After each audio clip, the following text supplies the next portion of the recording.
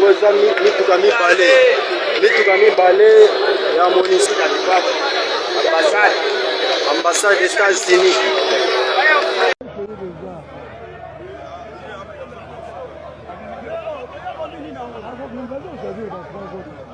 Là, nous sommes devant l'ambassade des États-Unis et l'ambassade de la Grande-Bretagne. Les Congolais se sont élevés aujourd'hui. Ils disent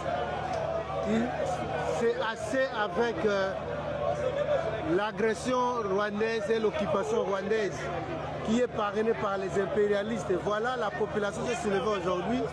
Trop, c'est trop. Les...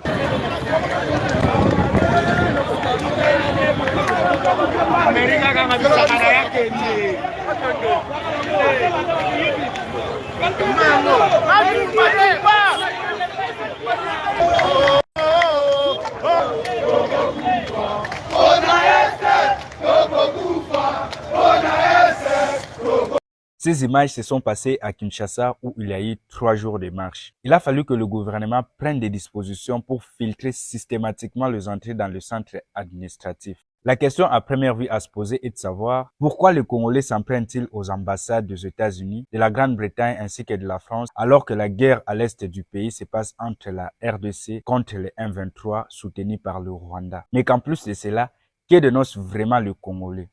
Pour comprendre cette histoire, il faut faire un petit tour en arrière à la fin du mandat de Mobutu.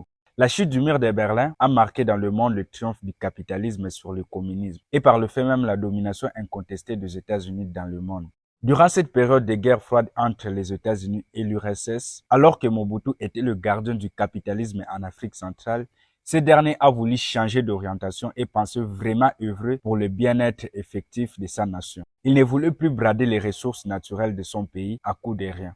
Cependant, le moment était mal choisi pour lui. Les Américains avaient besoin des ressources naturelles de la République démocratique du Congo et ne pouvaient pas imaginer que le rêve de grandeur de Mobutu se réalise. C'est ainsi que, au nom des ressources naturelles du pays, qui sont en grande partie concentrées à l'est de la République démocratique du Congo, les Américains, avec Paul Kagame qui a nouvellement pris le pouvoir à Kigali, et l'Ouganda ont soutenu la rébellion de Laurent Désiré Kabila dans sa conquête du pouvoir. Une petite précision vaut quand même à ce niveau. Il faut savoir aussi que durant cette période, l'économie de la République démocratique du Congo, Zaïre à ce moment-là, battait de l'aile et que la propagande américaine présentait déjà Mobutu comme un dictateur qui doit à tout prix partir et imposer par l'occasion la démocratie. On peut bien évidemment imaginer que l'aide qu'a reçue Laurent Désiré Kabila n'était pas gratuite. Ses partenaires attendaient en retour qu'on leur ouvre les mines du Congo. Cependant, Laurent Désiré ne l'entendait pas de cette oreille. Ayant refusé, il fut assassiné et remplacé par son fils qui est venu trouver le pays au bord d'une sécession pratiquement sur toute l'étendue du territoire, surtout à l'est. Il était ainsi obligé de composer et de se soumettre aux forces extérieures. De manière résumée, on peut dire que à chaque fois qu'un président congolais veut reprendre la main sur le mine du pays, on crée des troubles particulièrement à l'est. C'était le cas avec Joseph Kabila en 2013 et actuellement avec Félix Tshisekedi. À travers ce petit résumé, on peut comprendre facilement les réactions des États-Unis et de ses alliés que le Congolais juge d'hypocrisie. Premièrement, les États-Unis se sont opposés par leur veto au Conseil de sécurité à la levée de l'embargo des armes imposé à la RDC depuis près de 20 ans, alors que le pays menait une guerre. Ils ont finalement accepté à demi-mot cette levée en 2022 parce que la RDC est toujours soumise au régime de notification. C'est-à-dire que le gouvernement congolais doit pouvoir notifier en avance tout ce qu'il achète comme armement pour son armée. Les Congolais estiment aussi que les États-Unis ne font pas assez dans cette guerre. Ce n'est que récemment qu'ils ont entrepris quelques sanctions contre certains responsables militaires du Rwanda. La France, pareil. Lors d'une réception à l'Élysée, un journaliste congolais avait mis la question sur la table. Bonjour Monsieur le Président, je suis Christian Loussakweno, Top Congo FM depuis Kinshasa. Alors d'abord, je suis étonné de vous voir tenir ce discours ici à Paris et non pas à Ouagadougou, Dakar ou Kinshasa. Est-ce que la France a peur de parler aux Africains à partir du continent? Ça, c'est une petite question, mais la grosse question est la suivante. La France défend ses valeurs. Elle a notamment parlé de démocratie, de liberté. La France a souvent condamné l'intangibilité ou la violation de l'intangibilité des frontières, tel que c'est le cas actuellement. Rapports ONU et internationaux indépendants pour le Rwanda en République démocratique du Congo. Le président Félix Tshisekedi, ce matin à Genève, devant les droits de l'homme, a demandé des sanctions. Qu'attend la France pour passer, après avoir été en retard sur les autres pour condamner, qu'attend la France pour passer aux sanctions comme elle le fait avec la communauté internationale pour la Russie présente en Ukraine. Merci beaucoup, Monsieur le Président. Merci à vous. Pour ce qui est de votre première question, j'ai essayé d'y répondre dans mon propos introductif. Je souhaitais ici, aussi compte tenu de l'importance de cette politique pour la France, le faire depuis Paris aussi, parce que je considère qu'on ne doit pas simplement parler de l'Afrique, de ce qu'on y conduit quand on est en déplacement en Afrique, mais le faire en salle des fêtes à l'Élysée donne une solennité toute particulière et montre combien ce que nous conduisons est important pour notre pays. La deuxième chose, c'est que c'est un peu une discussion, plusieurs sont là de ce sport, d'avant-match. Nous allons nous déplacer sur le terrain, c'est une bonne chose de mobiliser tout le monde et de partager les mêmes objectifs. Troisième élément, j'étais il y a quelques mois au Cameroun et ailleurs, j'ai discuté encore avec la jeunesse africaine et je continuerai de le faire. Donc rassurez-vous, ça ne va pas s'arrêter. Mais je pense que ce cadre était approprié au moment où nous nous parlons. Pour ce qui est ensuite du Rwanda, d'abord il faut nommer les choses. Enfin, du Rwanda et de la RDC et des questions que vous avez évoquées. Je disais il faut nommer les choses. Nous assistons dans l'est du Congo à une régression inacceptable. L'offensive en cours de la milice M23, sous sanction du Conseil de sécurité, est une guerre qui nous ramène 10 ans en arrière. Elle a des conséquences terribles pour les populations, et je pense en particulier aux centaines de milliers de personnes déplacées à qui tout manque. Et la capitale de la région, Goma, est menacée. La première urgence est humanitaire, et nous y travaillons avec nos partenaires européens.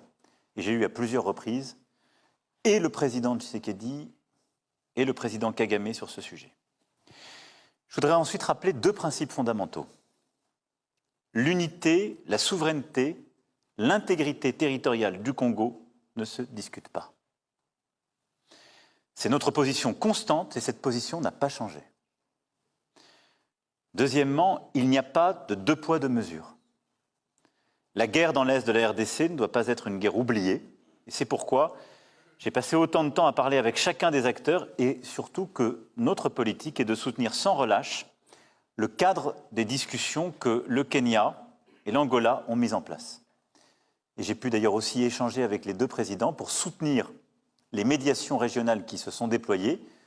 Nous avons d'ailleurs soutenu le déploiement des troupes kenyanes dès qu'elles ont pu s'installer. Nous en avons été, je dirais, à l'initiative diplomatique. Et j'ai encore parlé ces derniers jours au président pour unifier les différents processus de médiation régionale.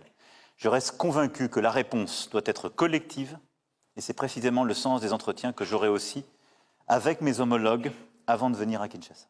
Juste du baratin sans pouvoir répondre à la vraie question, sans pouvoir condamner effectivement. L'ONU, quant à elle, est accusée surtout par les habitants de l'Est de la République démocratique du Congo de complicité avec le M23. L'ONU et les États-Unis pousse à des négociations avec le M23, c'est que le gouvernement congolais et le peuple congolais refusent parce que c'est la source de l'infiltration de son armée et de ses services de sécurité, voire même de son pouvoir politique. Les États-Unis ont été le tout premier pays de dénoncer l'agression rwandaise dans l'est de la RDC. Nous continuons à travailler avec tous les acteurs pour chercher une solution diplomatique qui va permettre la paix à revenir dans l'est de la RDC et la population à revenir chez eux.